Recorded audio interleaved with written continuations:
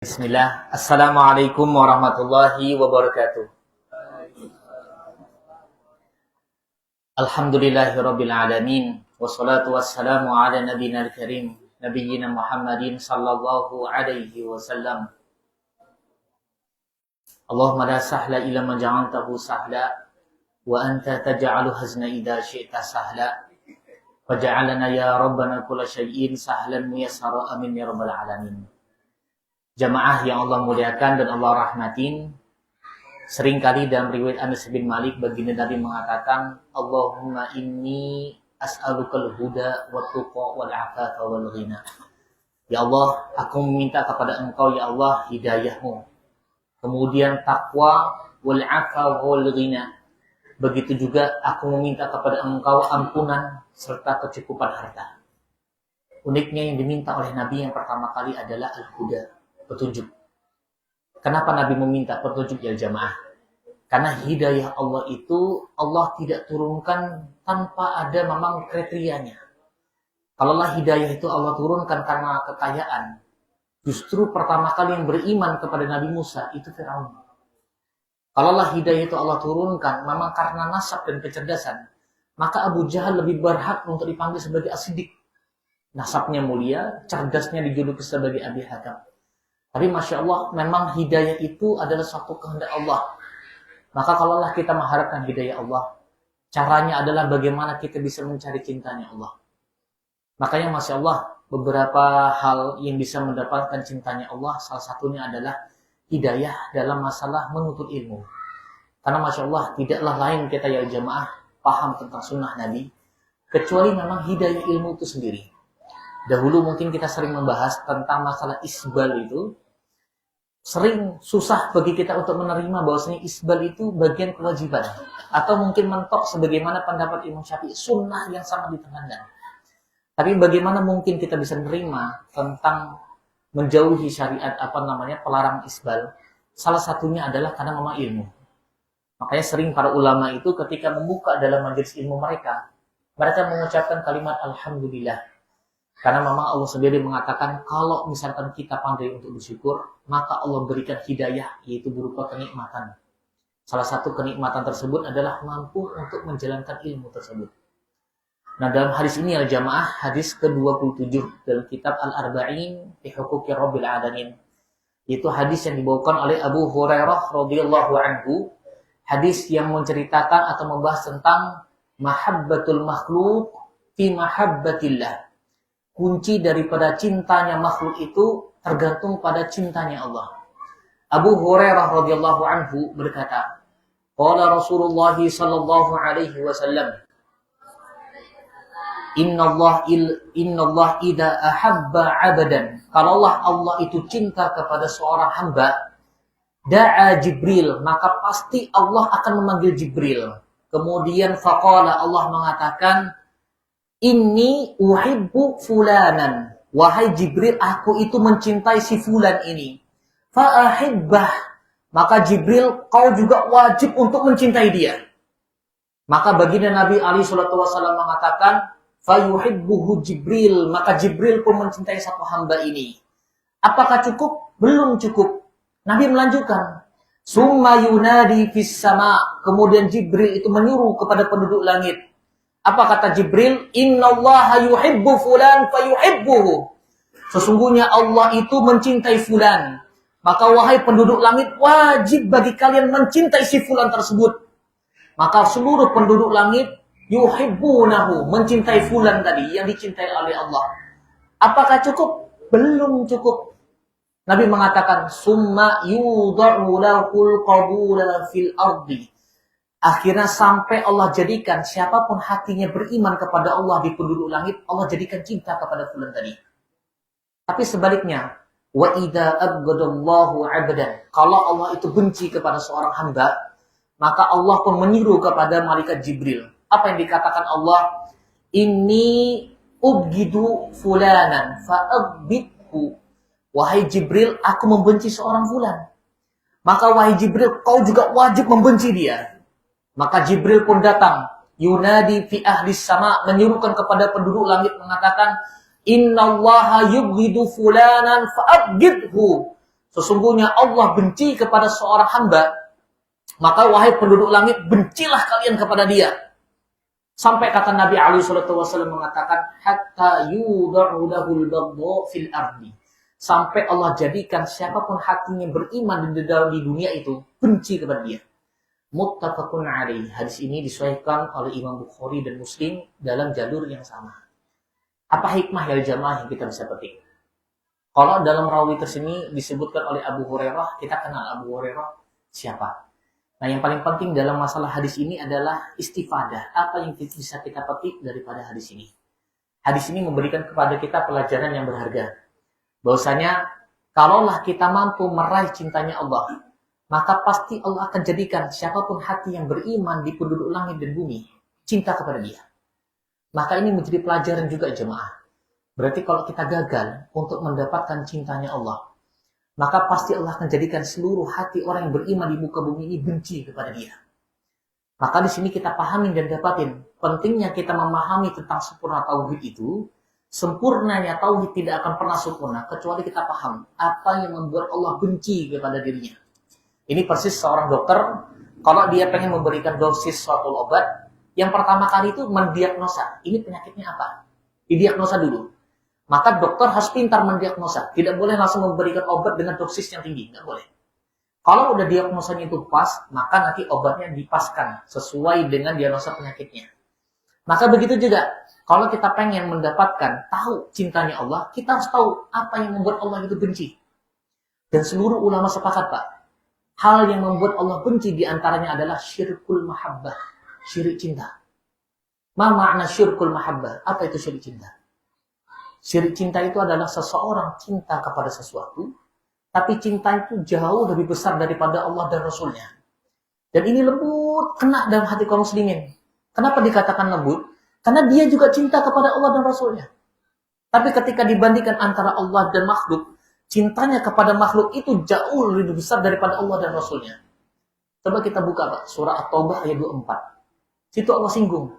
Allah mengatakan, Kul in kana aba'ukum wa abna'ukum wa akhwatukum wa azwajukum wa asiratukum. Kata Allah, katakan, kalaulah kedua orang tua kalian, anak-anak kalian, kemudian saudara kalian atau istri kalian atau seluruh keluarga kalian, maka Allah lanjutkan, ahabba ilaikum minallahi wa rasulih wa jihadin fihi. Itu jauh lebih kalian mencintai daripada Allah dan Rasulnya serta perjuangan agama di dalamnya. Maka Allah katakan, fastabsiru, tunggu saja hatta ya'ti Allahu bi amri, sampai Allah akan mendatangkan suatu peringatan besar kepada mereka. Maka Allah sifatin siapa mereka ini? Innallaha la yahdil qaumal fasiqin. Sungguh mereka ini orang fasik dan Allah tidak akan pernah memberikan hidayah kepada mereka. Ayat ini ya jamaah, ini menggambarkan kita tentang kehidupan. Walaupun itu sekelas ustadz ataupun kalibernya ulama. Tapi kalau dia cinta kepada keluarganya, tapi cintanya itu jauh lebih besar daripada ini, Allah dan Rasul. Atau dia punya profesi atau hobi. Tapi cintanya itu membuatkan dirinya itu meninggalkan perintah Allah. Karena untuk dalam rangka menyenangkan hal yang dicintai. Maka mau nggak mau, suka nggak suka, ridho atau tidak ridho, dia sudah masuk dalam masalah mahabbatus syirkiyah. Yaitu syirik dalam masalah cinta. Makanya Masya Allah, para ulama salaf itu ketika menafsiri surah At-Taubah ayat 24, mereka mengatakan, At-Taubah ayat 24 itu menjelaskan tentang dua kubangan. Dan banyak orang kaum muslimin itu tercebur dia di dalam dua kubangan tadi, sehingga susah untuk mendapatkan cintanya Allah. Lubang yang pertama adalah hubbud dunia, cinta dunia. Dan cinta dunia ini Masya Allah, jangankan kita, sekaliber para sahabat pun juga sama. Gara-gara hubbud dunia, itu para sahabat gagal hijrah bersama Nabi ke kota Madinah.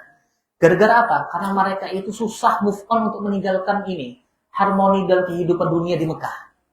Jadi Masya Allah kalau misalkan kita buka, coba nanti dalam surah An-Nisa ayat 97-100. Kita lihat asbabun nuzul itu. Asbabun nuzul surah An-Nisa ayat 97-100. Ketika Rasulullah menyuruhkan para sahabat, ayo hijrah ke kota Madinah.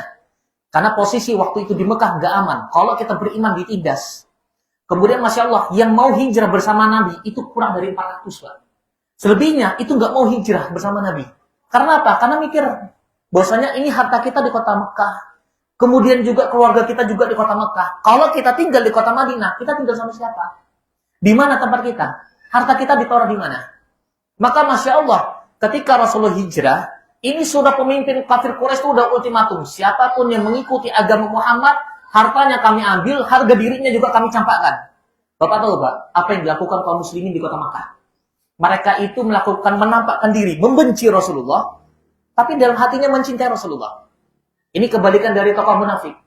Kalau tokoh munafik itu kan di kota Madinah menampakkan kecintaan kepada Islam, tapi dalam hatinya membenci Islam. Nah, orang yang mukmin di Mekah itu kebalikannya.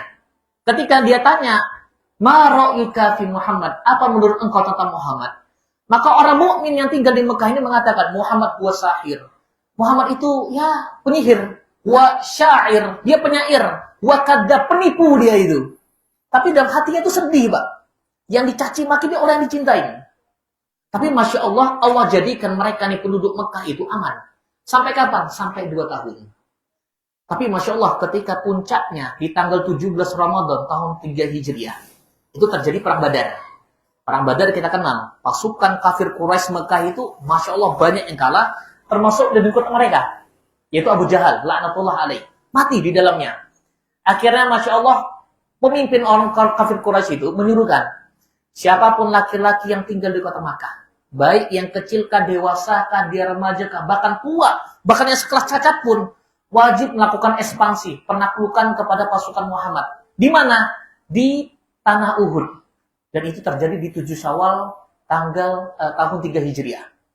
Akhirnya orang kaum muslimin ini, Pak, mau nggak mau ikut. Karena kalau mereka menolak, saya nggak bisa. Ini udah ultimatum. Mereka nolak, saya nggak mau. Berarti kau agama Muhammad.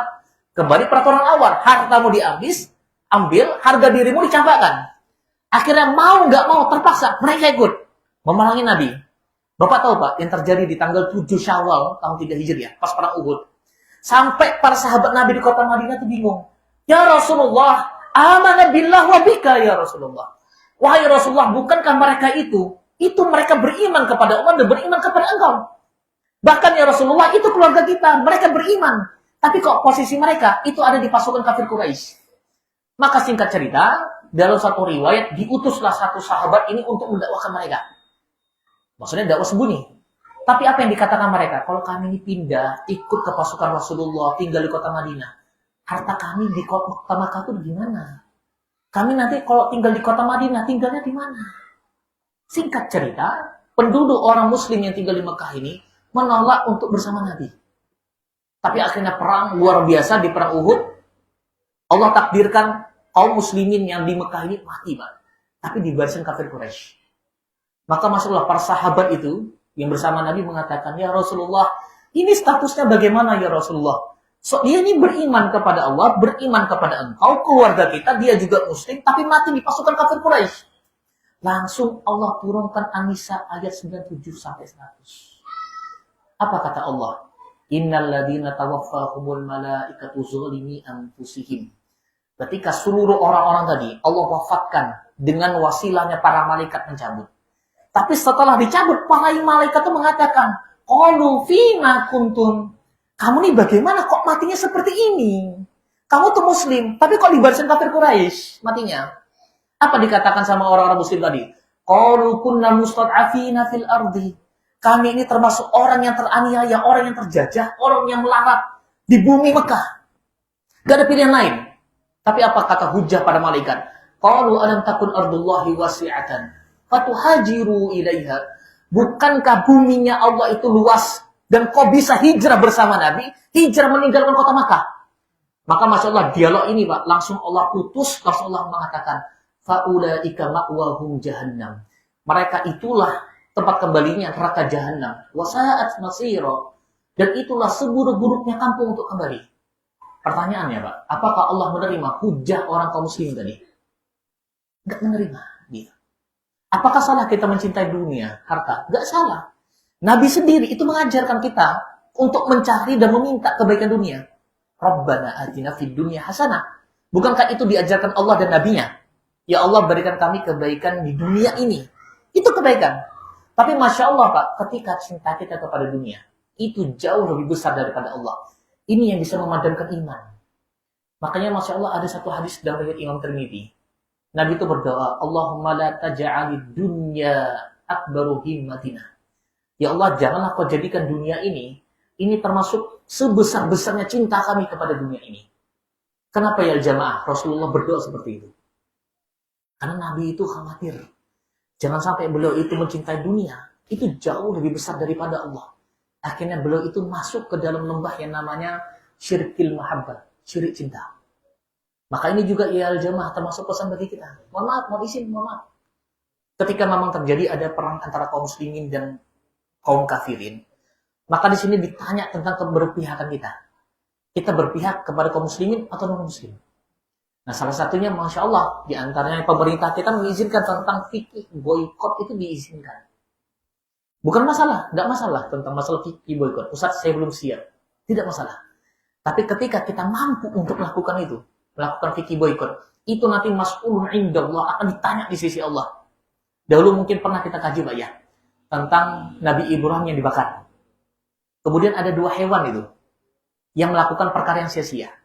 Ada burung pipit membawa air dengan paruhnya, kemudian dengan tetesan air berniat untuk memadamkan api. Sampai dicela sama cicak. Buat apa memadamkan api? Percuma, nggak akan mati apinya itu. Bahkan dikabarkan Masya Allah apinya itu, asapnya yang gembung sampai atas. Siapapun yang lewat, burung yang lewat, itu langsung terpanggang. Itu baru kena asapnya. Belum apinya. Tiba-tiba ada burung pipit, ngambil dengan paruhnya, memadamkan api, setetes demi setetes. Secara kemampuan kan nggak ada apa-apanya. Tapi ada hewan yang kedua, namanya cicak. Kemudian ditanya cicak, kenapa kamu niup-niup? Itu nggak ada manfaatnya. Kata cicak, aku berharap apinya bisa jadi besar. Tapi Bapak tahu nggak efek daripada 2 perilaku ini? Nabi menceritakan 2 kasus ini, 2 hewan ini, dan Rasulullah menyunahkan, kalau ketemu cicak, wajib untuk dibunuh. Bahkan Rasulullah mengatakan, kalau bisa berhasil membunuh cicak, dengan 1 kali pukulan, itu lebih baik daripada membunuh cicak dengan 2 pukulan. Itu Masya Allah, ganjaran yang diberikan Nabi. Tapi bagaimana dengan burung pipit? Rasulullah mengharamkan untuk membunuh. Tapi ini kan kita belajar Pak, daripada berkah, dari perjuangan kita. Memang nggak ada manfaatnya, betul. Kalau kita lihat nggak ada manfaatnya. Tapi insya Allah ini semuanya akan mas'ulun indallah, akan ditanya oleh Allah. Kita berpihak kepada yang mana? Itu lubang yang pertama yang membuat seseorang itu susah mendapatkan cintanya Allah, yaitu mahabbatud dunya atau hubbud dunya, cinta dunia. Yang kedua, kata para ulama adalah lubang yang kedua yang seringkali membuat kaum muslimin itu terjerumus dalam lembah susah untuk mencari cintanya Allah adalah mahabbatul makhluk, cinta kepada makhluk. Akbar indallah, itu jauh lebih besar daripada cintanya kepada Allah. Dan ini misalnya seorang suami punya istri atau istri punya suami. Kemudian masing-masing pasangannya melakukan maksiat, terus diam. Karena lantasan karena cinta atau mungkin menghindari daripada cekcok, diamkan aja sudah. Hati-hati Pak, ini nanti menjadi bom merang bagi kita. Itu bisa menjadi bom waktu. Dia bisa meledak kapanpun, tapi yang paling nyata akan meledak di hari kiamat.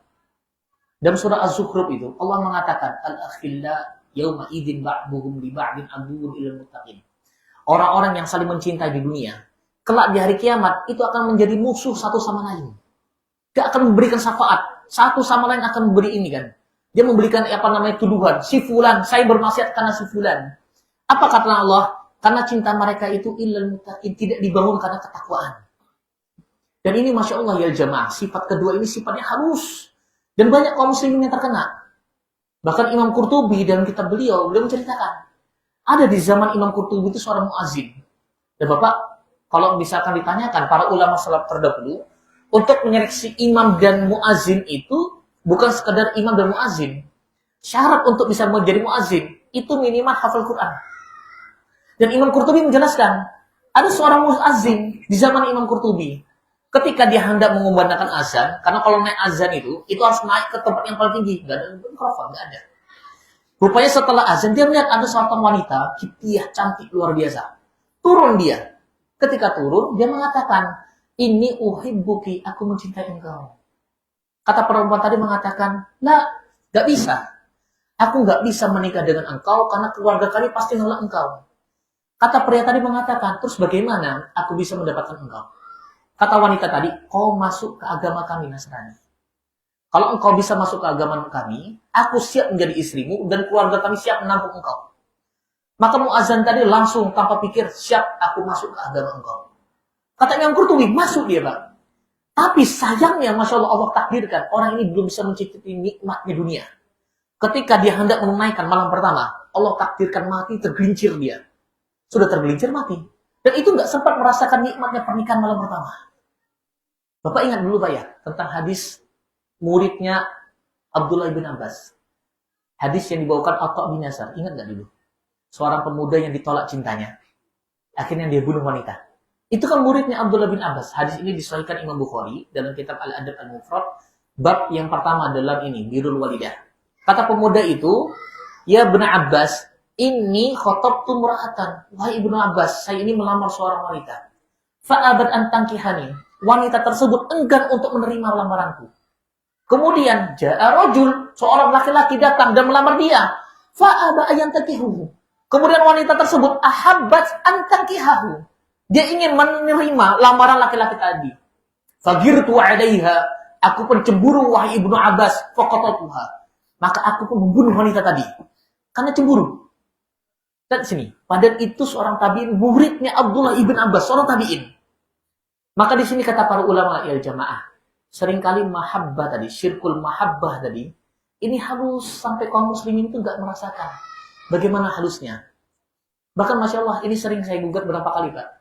Ada orang tua yang mendapati anaknya, seringkali lebih merasa sedih ketika anaknya itu nggak mendapatkan pacar. Ini ramai di kampung-kampung nih kalau kita ke pedalaman.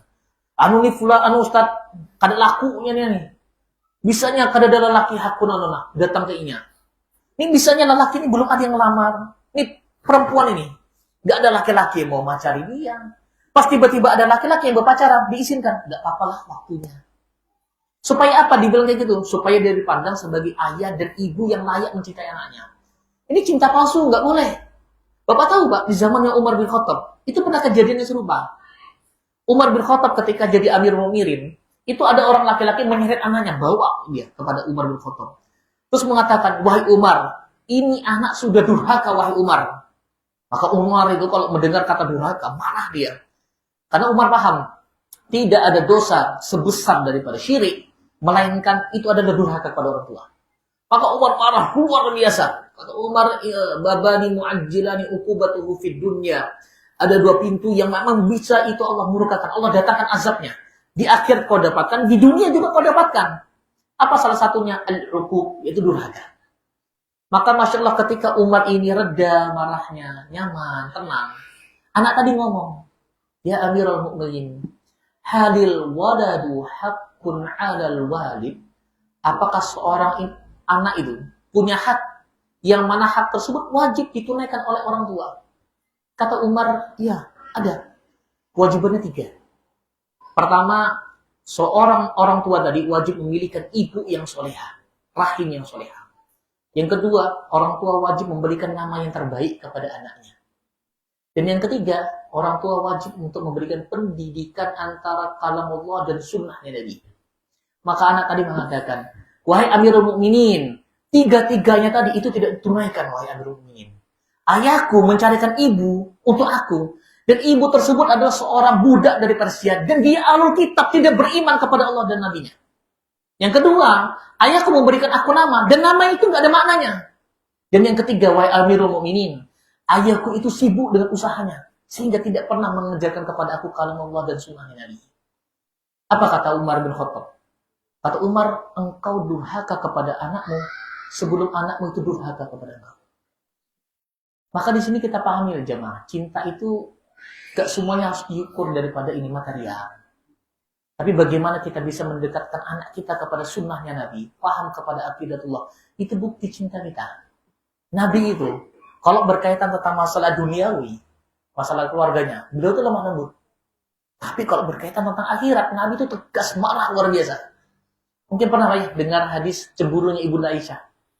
Ketika ada Ibunda Zainab membawa makanan kesukaan Nabi ke rumah. Sedangkan di rumahnya Nabi itu lagi ramai tuh, di rumah Ibunda Aisyah. Ada para sahabat senior. Ketika Ibunda Zainab bawakan makanan itu dipindahkan. Terus piringnya itu di hadapan Ibunda Zainab sama Ibunda Aisyah dijatuhkan. Sampai kedengaran tamu-tamunya Rasulullah. Tapi apa kata Rasulullah? ummukum, ibu kalian itu cemburu. Dah, tenang aja, ibu kalian itu cemburu. Nabi nggak marah, dan itu wajar, fitrah. Tapi Masya Allah, tatkala Rasulullah dikaitkan tentang masalah akhirat, Ibunda Aisyah gantung kelambu yang ada lukisannya. Apa yang dilakukan Nabi? Nabi langsung ngambil, langsung sambil itu merobek-robek lukisan tersebut. Kata Rasulullah, ada ta'adami ya Aisyah. Kau tidak tahu kau wahai Aisyah. Inna asyaddal adaban nasi yaumal qiyamah al-musawwirun. Azab yang paling perih kelak di hari kiamat di sisi Allah adalah mereka yang melukis. Kenapa Rasulullah marah dan tegas kepada Ibunda Aisyah? Karena Rasulullah paham. Diamnya Nabi itu kelak menjadi sumber cekcok di hari kiamat. Maka Masya Allah Abdullah bin Abbas itu mengingatkan. Kalau kau punya teman, kalau kau itu punya keluarga, maka kewajiban yang pertama kali adalah berikan nasihat kepada mereka.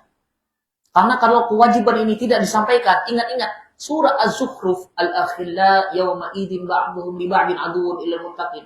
Itu akan kelak menyerang kalian. Ini nasihat daripada Abdullah bin Abbas, Pak. Kan kita sering tuh, nonton bola suka doyan. Pas udah masuk Isya atau Maghrib, diam gitu. Ada teman kita, orang Muslim, lah urusan dia lah, orang dewasa, diazab dia, biar aku sholat sendiri. Dosa gak nih? Dosa. Kenapa diamkan temannya? Kasihan daripada aku nanti kelahian, daripada aku nanti cekcok.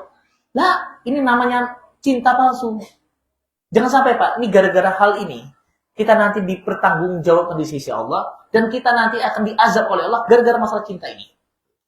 Nah, hadis ini juga ya jamaah membahas dan menceritakan kepada kita bahwasanya kalau terjadi ada suatu maksiat atau kerusakan di alam kita atau keluarga kita, coba kita perlihatkan lagi, apakah ada maksiat mungkin di dalam rumah tangga kita. Imam Ibnu Katsir itu dalam kitab Bidayah wa Nihayah itu sampai mengatakan dia, kalau saya mendapati keluarga saya itu susah diatur, istri saya itu sudah susah diatur, pembantu saya itu membangkang, bahkan kalau saya melihat tikus ada keliaran di rumah, maka kata Imam Ibnu Katsir, fa inni la a'siyallah, sungguh aku telah benar-benar pasti bermaksiat kepada Allah. Karena kalau seseorang bermaksiat, di situ juga Allah langsung turunkan azab. Nah, maka di sini kita belajar bareng-bareng. Mungkin kita dapatin pernah diuji oleh anak. Dengan cara apapun kita ikhtiar, Allah jadikan mama itu susah, gagal. Coba kita cek kembali, pernahkah kita itu memang melakukan kemaksiatan? Dan Allah bayar kontan di situ. Salah satunya, yang membuat Allah itu bayar kontan adalah kita durhaka sama orang tua, Pak. Ibnu Umar itu pernah didatangi seorang pemuda dari Yaman. Terus ditanyakan, wahai Ibnu Umar, aku itu udah merawat orang tuaku. Kalau dia sakit, aku yang merawat dia. Kalau dia itu BAB, aku yang bersihkan. Apakah aku sudah terhitung telah melakukan birrul walidah, berbakti kepada dia? Kata Ibnu Umar, belum. Karena kau berbakti kepada dia, kemudian berkhidmat kepada dia, itu dalam rangka menunggu kematiannya. Sedangkan orang tuamu ketika melakukannya, merawat engkau, itu dalam rangka supaya menjaga engkau hidup. Engkau belum bisa dikatakan berbakti. Karena selama ini khidmatmu itu dalam rangka apa? Menunggu kematian dia. Maka salah satu hikmah di antara Ibnu Umar mengungkapkan, ketika ada seorang, Mbak, maaf hari ini, ada orang tua, dia dapati anaknya itu durhaka kepada dia. Coba koreksi. Karena bisa jadi itu sebab dahulu mungkin dia durhaka kepada orang tuanya. Fa idza ahsantum lakum. Kalau kalian itu melakukan kebaikan, maka Allah balas kebaikan itu langsung tunai. Wa idza sa'tum. Sebaliknya, kalau kalian itu melakukan keburukan, fadzalika sayyi'atu lakum. Maka sayyi'at keburukan itu Allah putar balikan, engkau juga akan merasakan. Maka ini menjadi koreksi kita bersama ya jamaah. Kalau mungkin kita ada dosa dan salah, minta ampun kepada Allah, segera tunaikan. Kalau itu berkaitan tentang makhluk, tunaikan, minta maaf segera. Karena Masya Allah, ini termasuk hukum timbal balik, bisa kita katakan. Bisa jadi hari ini kita dimusuhin atau dimurkain. Karena memang hakikatnya Allah murka dengan maksiat tersebut dan kita belum sempat bertobat. Maka sebaliknya, kalau kita udah tobat, mampu mendapatkan cintanya Allah, maka insya Allah penduduk langit itu mendoakan kita. Dan begitu juga sebaliknya, Allah jadikan penduduk dunia itu mencintai kita. Cukuplah kita belajar ya jamaah tentang bagaimana para sahabat terdahulu seperti Muawiyah, kemudian Ali ibn Thalib radhiyallahu anhu, Umar bin Khattab yang dahulu memusuhi Nabi, Khalid bin Walid yang dulu memerangi Nabi. Tapi ketika dia telah mendapatkan raih cintanya Allah, Allah jadikan seluruh hati kaum muslimin cinta kepada Khalid ibn Walid. Hakadha huwa, maka ini saja mungkin yang bisa saya sampaikan. Jamaah tinggal 2 menit. Kita tutup saja persiapan sholat Isya. Hakadha faqad minna nahtakim hadzal liqa bi kafaratil majlis. Subhanakallahumma wa bihamdika asyhadu an la ilaha illa anta astaghfiruka wa atubu ilaik. Assalamualaikum warahmatullahi wabarakatuh.